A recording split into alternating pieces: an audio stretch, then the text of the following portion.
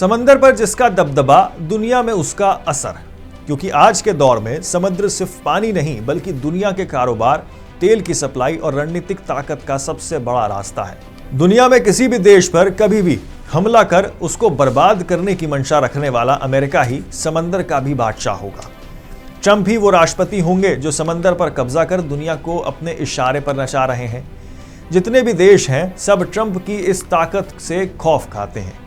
अगर आप ये सोच रहे हैं तो आप बिल्कुल गलत हैं, क्योंकि अब समुद्र की गहराई से लेकर हर कोने तक अमेरिका का कब्जा खत्म हो चुका है। चाचा ट्रंप अब दुनिया पर जो है धौंस दिखाने से पहले 10 बार सोचेंगे।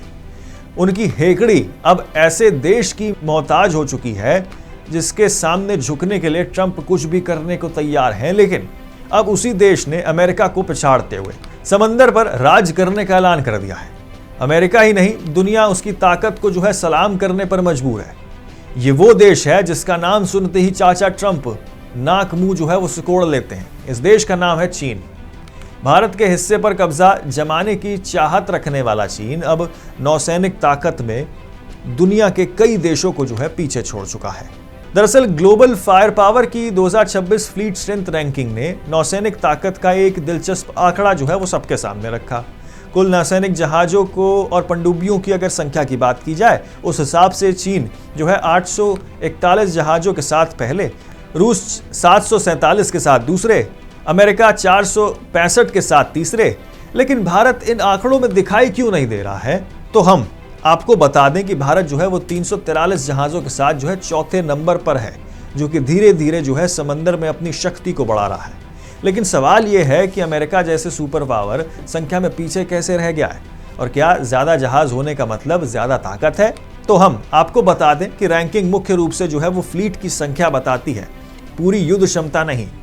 तो यहाँ पर ट्रंप राहत की सांस ले सकते हैं, लेकिन चीन से टकराने की अपनी हरकत को जो है वो साइड में करनी पड़ेगी, क्योंकि चीन की ताकत का लोहा अब दुनिया मान रही है। पिछले कई दशकों में चीन की नौसैनिक ताकत लगातार बढ़ती जा रही है। बड़े पैमाने पर जहाज निर्माण और नौसेना के आधुनिकीकरण ने दुनिया का सबसे बड़ा नौसैनिक बेड़ा बना दिया है। उसके पास 3 एयरक्राफ्ट कैरियर, 61 पनडुब्बियां, 53 डिस्ट्रॉयर्स, 46 फ्रिगेट और 50 जो है यहाँ पर कॉवर्ट दर्ज हैं। रूस कुल संख्या में दूसरे नंबर पर है, उसके पास 66 पनडुब्बियां हैं। वहीं अमेरिका के पास कुल जहाज जो है वो कम जरूर है, लेकिन उसके पास जो है 11 एयरक्राफ्ट कैरियर्स, परमाणु पनडुब्बियां, अत्याधुनिक युद्धपोत और दुनिया के अलग अलग हिस्सों में समुद्री तैनाती की क्षमता है। इसलिए सिर्फ जहाज गिनकर ये कहना कि अमेरिका चीन या रूस से कमजोर है सही नहीं होगा। अब भारत की बात करें तो 343 नौसैनिक जहाजों के साथ भारत चौथे नंबर पर है। भारत के पास 2 एयरक्राफ्ट कैरियर, 18 पनडुब्बियां, 13 डिस्ट्रॉयर्स, 18 फ्रिगेट और 21 जो है यहाँ पर कॉर्वेट है। भारत के लिए मजबूत नौसेना इसलिए बेहद जरूरी है क्योंकि 3 तरफ से समुद्र से घिरे होने के साथ हिंद महासागर भारत के व्यापार और ऊर्जा आपूर्ति के लिए बेहद अहम है। इसी बीच चीन की बढ़ती समुद्री मौजूदगी को देखते हुए भारत की स्वदेशी एयरक्राफ्ट कैरियर, युद्धपोत, पनडुब्बियां, मिसाइल सिस्टम और समुद्री निगरानी क्षमता को मजबूत कर रहा है। इस रैंकिंग में इंडोनेशिया 338, उत्तर कोरिया 332, थाईलैंड 304, इटली 285, स्वीडन 279 और श्रीलंका 275 जहाजों के साथ भारत के बाद आते हैं। लेकिन इस पूरी खबर का सबसे बड़ा ट्विस्ट ये है कि जहाजों की संख्या और असली नौसैनिक ताकत एक ही चीज नहीं है। अब कुल नौसैनिक वजन यानी कि टंजेंट के आधार पर जो है वो देखा जाता है तो तस्वीर जो है वो बदल जाती है। अमेरिका करीब 82.66 लाख टन के साथ पहले, चीन करीब 41.92 लाख टन के साथ दूसरे और रूस करीब 14.27 लाख टन के साथ तीसरे और भारत तकरीबन 6.32 लाख टन के साथ जो है 5वें नंबर पर आता है।